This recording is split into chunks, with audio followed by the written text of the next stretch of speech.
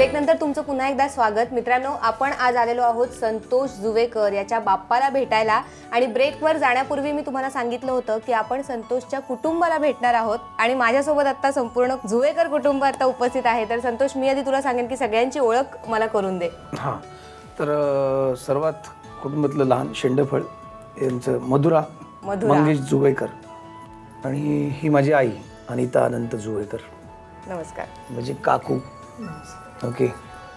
आणि माझा प्रदीप काका, माझे वडील अनंत मधुकर जुवेकर आणि हा माझा मावस भाऊ सिद्धेश। नमस्कार। आणि हा माझा सख्खा लहान भाऊ मंगेश। अच्छा, म्हणजे मधुराचे बाबा। मधुराचे बाबा। बरं, तर असं सगळं जुवेकर कुटुंब आता आमच्यासोबत आहे आणि मला वाटतं तुमच्यापासूनच सुरुवात करायला हवी, संतोषच्या आईपासून। बाप्पाचं आम्ही दर्शन घेतलं, फार छान आणि सुंदर मूर्ती आहे तुमची आणि सेलिब्रेशन सुद्धा खूप छान असतं कुटुंबामध्ये। या सगळ्याबद्दल तुमच्याकडून ऐकायला आवडेल की किती वर्ष तुम्ही हे सेलिब्रेशन करताय, कसं एकत्र तुम्ही हे सगळं जुळवून आणता? ह्या आमच्या गणपतीला 36 वर्ष झालेली आहेत। त्याच्या आधी ठाण्याला जोशीवाडीत गणपती बसायचे, नंतर काका इकडे राहायला आल्यानंतर गणपती आता इथे हे 6वं वर्ष आहे। पण याच्या आधी आम्ही दापोलीला गणपतीला म्हणजे आमचा गणपती असायचा। तुम्ही कधी दापोलीचा गणपती होता तेव्हा तिकडे गेलेले आहे? ह्यांना हे दोघं लहान असायचं, मंगेश संतोष, तेव्हा आम्ही घेऊन गेलेले आहे। त्याच्यानंतर आमच्या सासूबाईंनी वगैरे सांगितलं की आता आपलं गणपती इकडे आणूया, पण प्रत्येक वेळेला आपल्याला जायला जमेल वगैरे ना जमणार। मी गेलो होतो पहिल्यांदाच आणि तेव्हा वाघही आला होता। 2 वाघ एका वेळेला। अच्छा, मग काहीतरी एका वाघाला व्यवस्थित जगायला मिळावं म्हणून दुसऱ्या वाघाने कॉम्प्रोमाइज केलं। त्यावेळेला ना पहिल्यांदाच घेऊन गेले होते आणि नेमकं अगदी त्यावेळेला ह्यांना बाहेर घेऊन मी अगदी दाखवत होते, तेवढ्यात वरून आवाज आला, वाघ आलाय वाघ आलाय। एवढी आमची धावपळ झाली की दोघांना घेऊन हातात घेऊन आणलं फळं। त्याच्यानंतर ठरवलं की नाही, आपण गणपती ठाण्यातच घेऊन यायचं। काकूंशी पण बोलायचंय। काकू, तुमच्या घरी आता गेले 6 वर्ष आता तुमच्याकडे बाप्पा येतो आणि त्या निमित्ताने संतोष 6 वर्ष नाही, हां, म्हणजे ठाण्यात असताना पासून पण तिथे येतोच आहे गणपती। माझ्या लग्नाला म्हणजे आता 20 वर्ष झाली आहेत आणि तेव्हापासून गणपती येते आणि संतोष तिथे अगदी सहभाग अतिशय उत्साहाने वगैरे घेतो।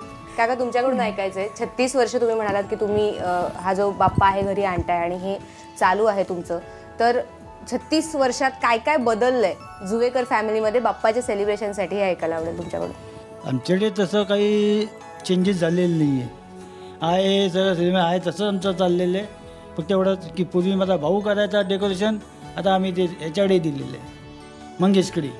काका म्हणाले की 36 वर्ष झाली आमच्या गणपतीला। मला माझ्या लहानपणामध्ये जेव्हा मला कळायला लागलं की गणेशोत्सव आणि गणपती बाप्पा घरी येणार, ती मूर्ती आणण्यापासून त्या सगळ्या पूजा आमच्या जोशीवाड्यात सुरू झाल्या आणि तेव्हा तो वाडा होता।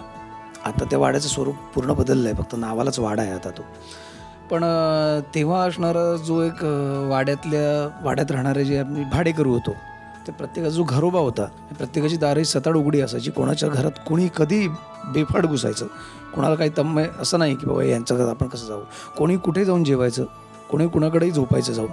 त्यामुळे इतकं सगळं, जरी वेगवेगळी घरं असली तरी एक घर होतं तो वाडा। म्हणजे तो वाडा आता वाडा फक्त नावाला राहिला आहे। तिकडे खूप उंच उंच बिल्डिंग झाल्यात। वाड्यात एक मंदिर होतं, दत्ताचं मंदिर, ते सर्वात खूप उंच वाटायचं आम्हाला। त्याचा कळस बघितलं की एवढं आपल्या वाड्यात एवढं मोठं मंदिर आहे आणि आता बघितलं की ते सर्वात लहान वाटतं त्या बिल्डिंगसमोर।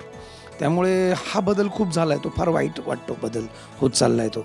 बाप्पा अजूनही येतो जसं पूर्वी येत होता प्रत्येकाच्या घरात, तेवढीच निर्मळ मनाने यथासांग त्याची पूजा केली जाते। पण सार्वजनिक गणेशोत्सव किंवा सार्वजनिक आता पण दहीहंडी म्हणा किंवा नवरात्रोत्सव, हे उत्सव, हे धार्मिक सण न राहता मला वाटतं त्याला स्पर्धेचं रूप आलंय। हा बदल घडलाय। दोन्ही भाऊ तुझे आहेत आता, त्यांच्याकडून पण ऐकायला आवडेल। जसं मगाशी काका म्हणाले की आता डेकोरेशन हे पुढच्या पिढीकडे आलंय, आता कोण जबाबदारी घेतं? डेकोरेशनची जबाबदारी मॅक्झिमम तर माझ्याकडेच असते दरवर्षी। तर यावर्षी काय गेले 3 वर्ष मी बनवलं होतं स्वतः, असं रेडीमेड वगैरे आणायचं। यावर्षी मी ठरवलं होतं की स्वतः बनवायचं। मी गेले शुक्रवारपासून येऊन पूर्ण डेकोरेशन काल सकाळी 7 वाजेपर्यंत पूर्ण करून केलं। त्याच्यानंतर जो झोपलो होतो डायरेक्ट 12 वाजता जेवायला उठलो।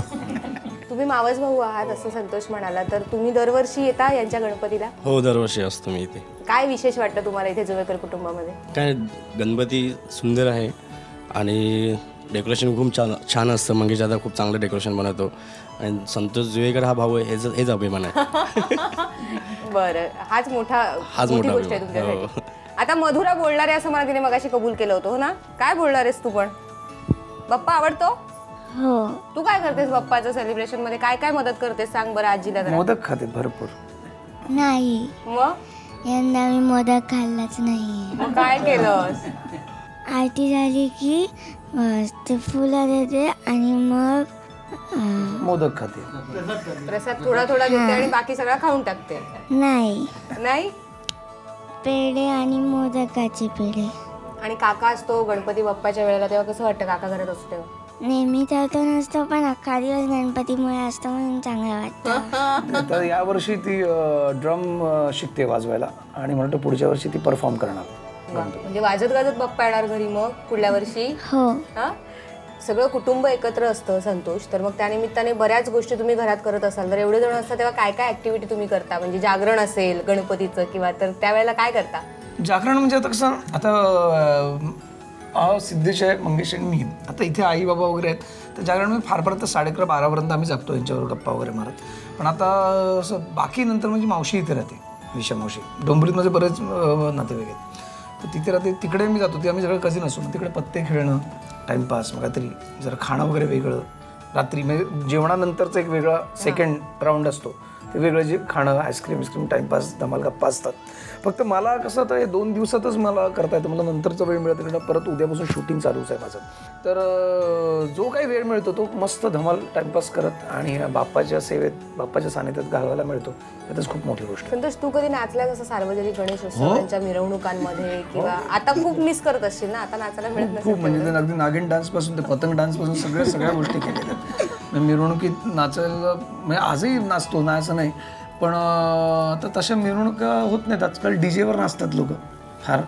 शिला की जवानी, गणपती बाप्पाच्या मुलीसमोर शिला की जवानी लावतात आणि काय मुन्नी बदनाम होई. हां, त्यामुळे बाप्पाला म्हणजे ते तिथेच मन मरतं. म्हणजे पण अजूनही मला खूप जास्त सांगायला आवडेल की ढोल ताशे पथकात आज खूप यूथ आहे, खूप तरुण मुलं मुली स्वतः सहभाग घेतात. स्वतः ढोल ताशा वाजवण्याचं किंवा लेझिम म्हणा, आज ही संस्कृती पुण्यात मोठी आहे. ही संस्कृती आता ती मुंबईतही खूप मोठी होत चालली आहे. खूप छान वाटतं की तरुण मुलं मुली तिकडे वळत आहेत आणि मला वाटतं की अजून सगळीच मुलं मुली तिकडे वळावेत आणि हे डीजेचंच भूत आहे ना, हे जे स्पीकर्स, हे निघून जा, उतरव यांच्या डोक्यावरचं. खूप छान वाटतं तुमच्याशी या सगळ्या गप्पा मारून. मित्रांनो, या फॅमिलीसोबतच्या या गप्पा आणि ही धमाल अशी सुरू राहणार आहे, पण त्याआधी घेऊया एक छोटासा ब्रेक.